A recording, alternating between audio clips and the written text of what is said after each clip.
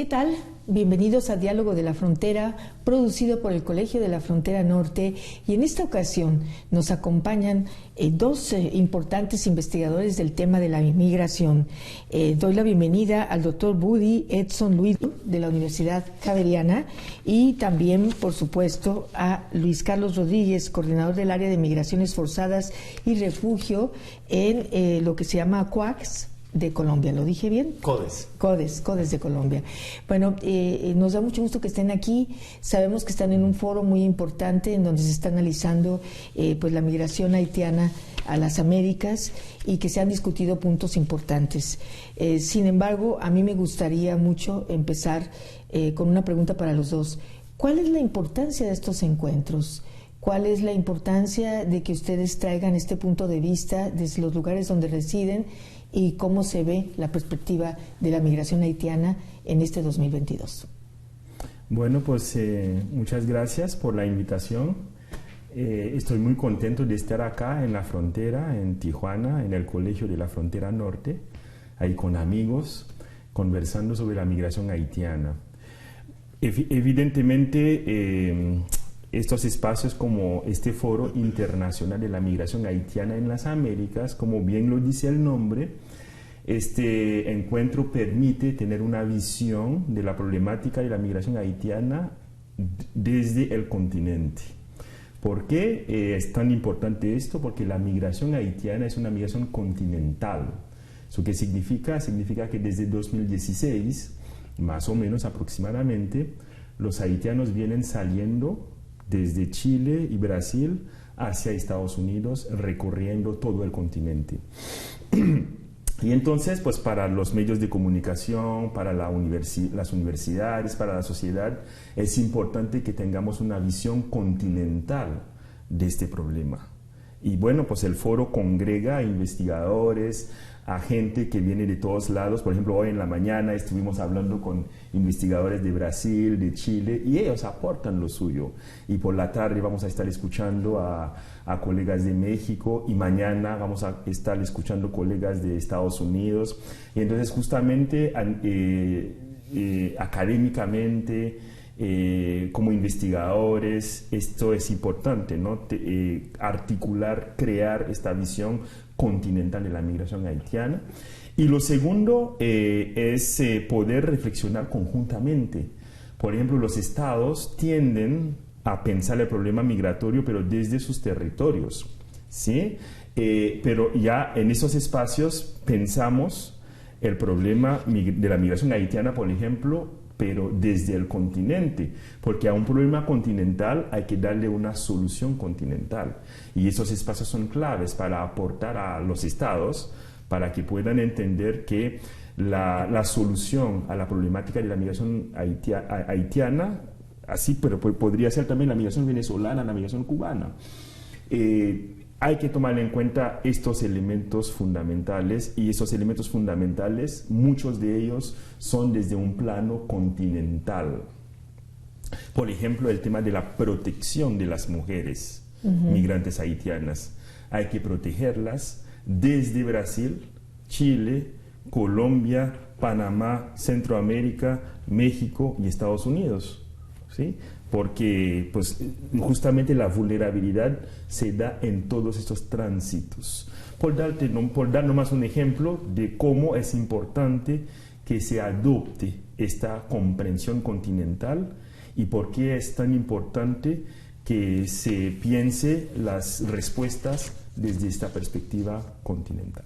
Luis, ¿cuál sería su aportación? Es CODES, ¿verdad? ¿Qué significa CODES? CODES son las siglas de Consultoría para los Derechos Humanos y el Desplazamiento. Es una organización que ya cumplió precisamente este año, cumple 30 años de trabajo en Colombia, pero también en la región, en la defensa y en la promoción de los derechos de las personas que están en condición de vulnerabilidad, en condición de movilidad humana, sobre todo forzada. ¿Y cuál sería su punto respecto a este encuentro?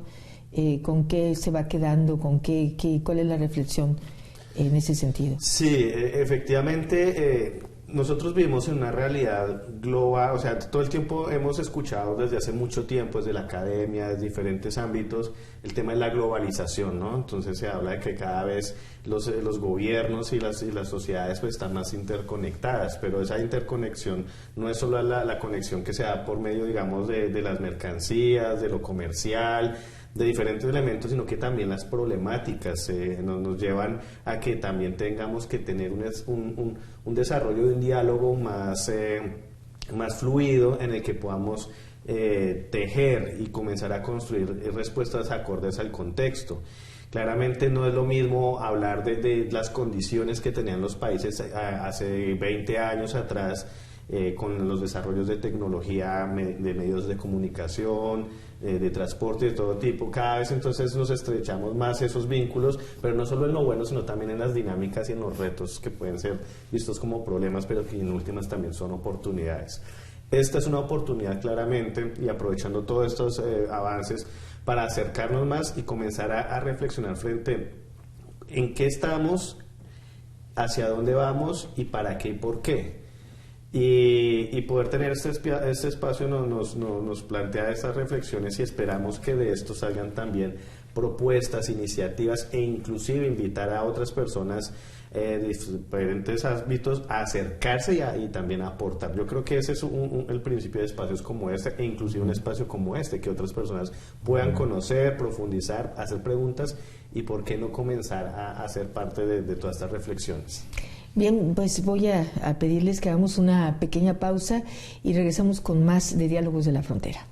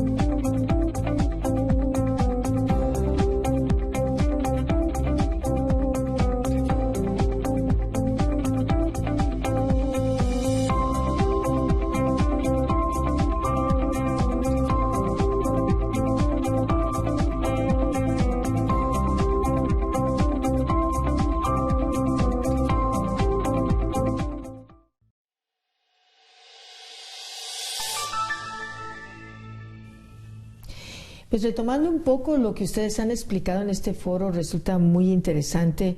Hablaba, profesor, de estas cuestiones que conllevan a la migración haitiana, y decía que a Haití le pasa todo lo malo, pero en ese sentido hablaba de los 2016 como un punto en el que empieza la migración. Va a seguir, porque todas estas comunidades de haitianos a lo largo de países, incluyendo México, incluyendo Tijuana, pues ya conformaron una comunidad, y es lógico que pudiera incorporarse más gente. ¿Cómo observa esto a corto plazo? Muy difícil prever todo eso, pero sí tenemos como indicios, o sea, para que nuestros televidentes puedan ubicarse. Estamos hablando de la migración haitiana post-terremoto, es decir, una migración haitiana que empieza desde el terremoto que pasó en Haití el 12 de enero de 2010. La migración haitiana solía llegar a Estados Unidos, solía llegar a República Dominicana, solía llegar a las islas del Caribe, Guadalupe, incluso Puerto Rico, islas Turcos y Caicos.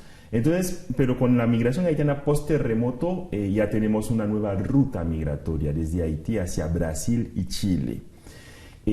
¿Por qué? Pues por varias razones. Porque primero es muy difícil ahora llegar de Haití hacia Miami, porque hay muchas patrullas marítimas, es muy difícil llegar, ¿no?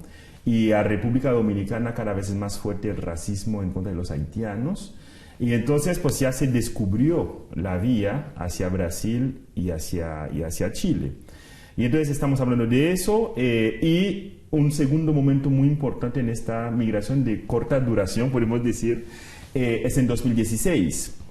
Eso ya es una reemigración, es decir, la gente que ya emigró a Brasil y Chile, ya por problemas en Brasil, por problemas en Chile, que habría que tener mucho tiempo para explicar por qué, y ya los haitianos empiezan a reemigrar desde Brasil y Chile hacia Estados Unidos con todos los problemas que van encontrando en los tránsitos, ¿no? Entonces, por supuesto que esta migración y reemigración va a seguir, porque en Haití la situación política, la situación económica, la situación humanitaria ha empeorado. Entonces los haitianos, hay mucha desesperación en este país y no ha sido de gran ayuda que digamos la presencia de la comunidad internacional, entre ellos la ONU, la OEA, los Estados Unidos. O sea, realmente Haití es un fracaso de los haitianos, pero es un fracaso también de la comunidad internacional, y por lo que esta migración haitiana forzada va a seguir.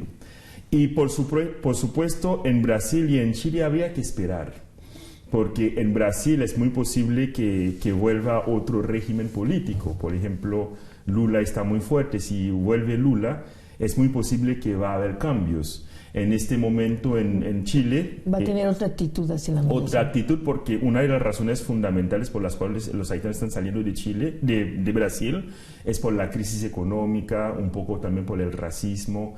Y bueno, pues porque pues el presidente actual de Brasil pues no es un presidente pro-migrante, por no decir otra cosa, ¿no? Y en Chile ya tenemos otro presidente que es más bien más abierto, al menos que no es anti-inmigrante como el otro, Sebastián Piñera. Entonces es muy posible que ahí se cambian las actitudes y las políticas migratorias, y hay muchas cosas positivas que están pasando en Chile. Es muy posible que los haitianos ya tengan más garantías de protección y se queden en Chile, ¿verdad? Y en Brasil, ¿no? Entonces habría que esperar, pero por el momento yo creo que todo este año vamos a seguir teniendo esta migración haitiana hacia Brasil y Chile, y esta reemigración desde Brasil y Chile hacia Estados Unidos. Y bueno, pues habría que esperar qué va a pasar con los países de tránsito. Por ejemplo, en Colombia, que es uno de los embudos de la migración haitiana, tendremos elecciones pronto, y es muy posible que haya un nuevo régimen que tenga una mirada más humana hacia la migración. Y bueno, pues en México habría que esperar también qué va a pasar, ¿no? Ya no hay que decir más.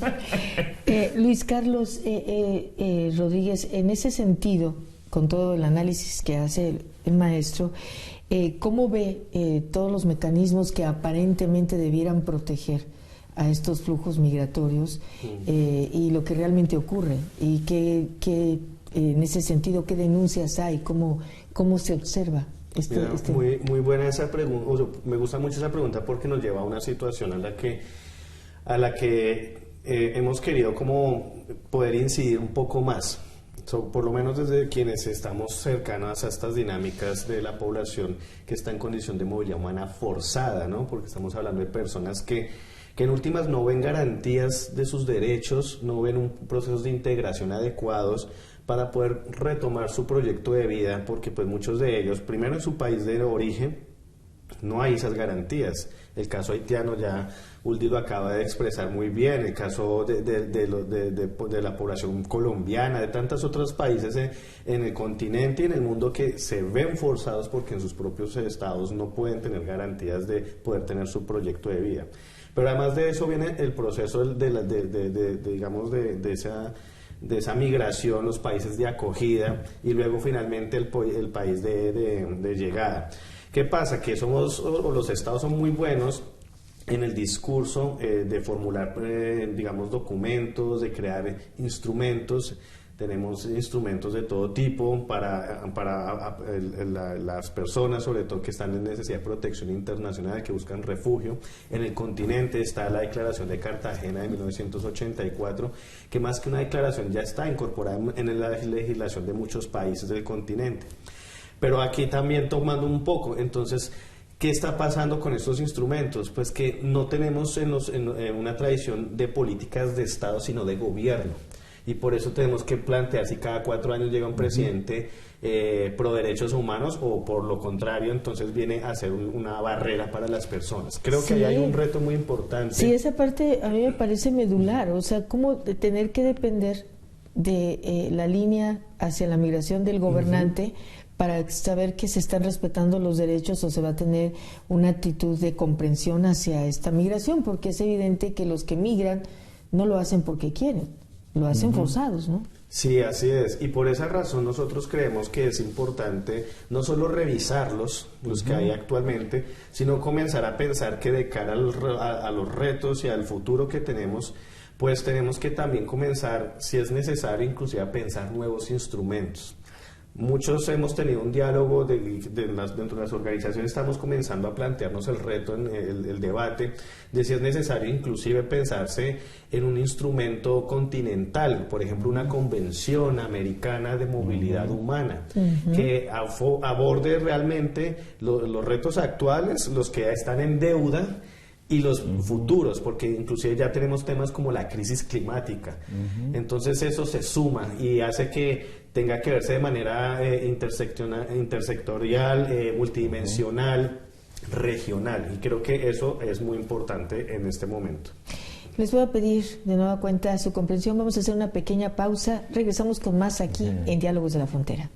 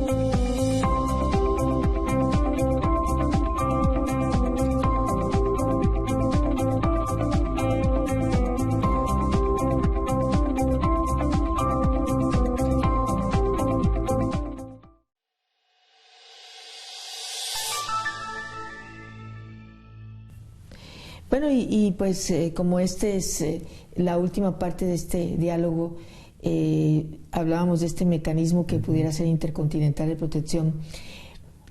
¿Qué ven dentro de todo lo que conlleva la migración haitiana a las Américas? ¿Qué ven y qué garantiza no solamente estos cambios de gobierno, que haya una mejor calidad de vida en vista de todo este tránsito, de toda esta situación tan delicada, tan complicada, donde pues los haitianos no son bien recibidos en algunas comunidades, donde se da el racismo? ¿Qué ve, maestro? Pues veo muchas cosas.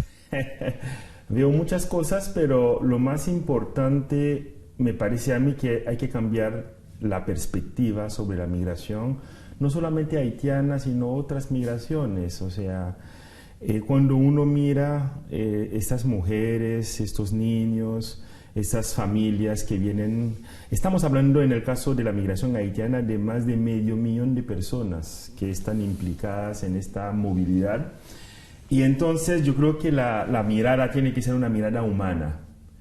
Creo que la migración nos invita a que no solamente vemos los problemas, sino a que nos pongamos a pensar, ¿sí? A volvernos humanos. O sea, no ver a migrantes ilegales, no ver supuestamente ilegales, no ver a extranjeros, no ver a otros, sino ver a seres humanos que están pasando por una situación muy difícil. Y eso es como lo primero, ¿no? Es una invitación para todo mundo, ¿no? Para toda la sociedad, porque generalmente los discursos sobre la migración se reducen a los estados, los gobiernos que hacen. No, es que definitivamente hay que tener instrumentos, por supuesto, mecanismos jurídicos, políticas migratorias, pero la parte más importante para mí es la sociedad. Y es decir, crear las condiciones para no hostilizar a los migrantes, para no ser indiferentes a los migrantes, sino ver en estos migrantes a seres humanos que merecen nuestro aprecio, nuestra atención, y también que nos sintamos también interpelados, porque pues, cada vez que la dignidad humana está herida, nosotros debemos de sentir que es también nuestra dignidad que está herida, porque es la dignidad humana. Entonces, un poco creo que la migración nos da como una gran oportunidad para repensarnos como seres humanos, como sociedades y como continente también. O sea, eso no se explica. ¿Cómo es que México, que fue un país tan hospitalario, recibiendo a tantos exiliados de España, de América Latina, de Haití? Por ejemplo, en Haití, México recibió uno de los grandes exiliados que pasó por acá, el Gerard Pierre Charles, ¿sí? O sea, un país que fue tan hospitalario, y ahora México se convierte en un lugar donde matan a migrantes, donde violan a migrantes, donde en muchos casos, por supuesto, no hay que... Tijuana tiene sus diferencias, ¿verdad? Pero en muchos otros lados en México hay racismo. O sea, ¿cómo es que pasamos de esto, de la hospitalidad a la hostilidad? Y eso ya no es solamente un problema de migración, es un problema de la sociedad mexicana. Y no solamente de la sociedad mexicana, sino de nuestro continente. Creo que para darle la palabra a Luis Carlos, creo que la migración nos invita, nos interpela para ir más allá de la migración. Usted cuando está mirando migración, ves solo migración, no lo estás entendiendo. Es que la migración te lleva al corazón del problema más fundamental, que es nuestra humanidad. ¿Qué estamos haciendo? Luis Carlos, hace rato en el foro se hablaba de que el racismo, la actitud negativa hacia la migración tenía que ver con que no, pues si ya estamos aquí pobres, ¿por qué vienen más y van a incrementar? Es decir, esta mirada, esa visión, a veces la razón de algunas que no es justificada, pero de las comunidades para decir no queremos a este grupo de migrantes o a esta corriente migratoria. Creo que lo hemos escuchado incluso en algunos sectores sociales también aquí, ¿no? En una ciudad como esta que está abierta a todas las comunidades. ¿Qué opina al respecto? Sí, lo que pasa es que muchas veces, digamos, los discursos que hay de ciertos líderes o de personas que tienen una capacidad de influencia, pues llevan a tergiversar un poco la mirada más profunda de las problemáticas.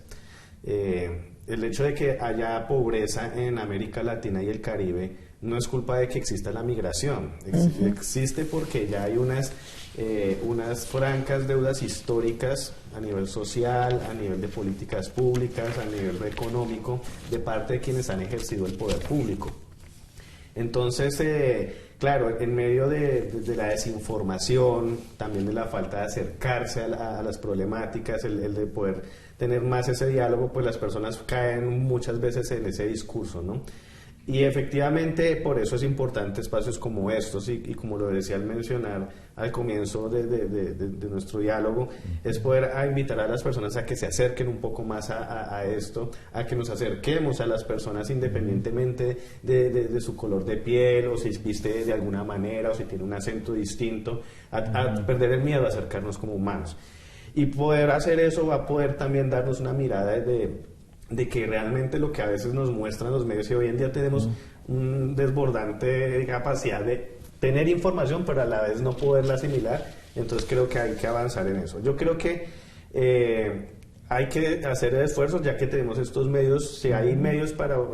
Si podemos, si tiene gran impacto los mensajes negativos, yo creo que también tenemos una gran oportunidad para que mensajes propositivos y positivos puedan calar ahí. Y a los estados, con el diálogo de otros actores, porque está la empresa privada, está la academia, la sociedad civil, llevar a decir que, claro, no se trata solo de tener los instrumentos y de dar un documento, sino que realmente eso permita la integración y la reconstrucción del proyecto, porque eso pasó en Chile, eso pasó en Brasil, eso ha pasado, y por eso los haitianos y las haitianas no les toca volver a salir, porque efectivamente no es solo entregar un documento, sino que realmente eso te permita poder construir tu vida e integrarte a la comunidad a la que llegas.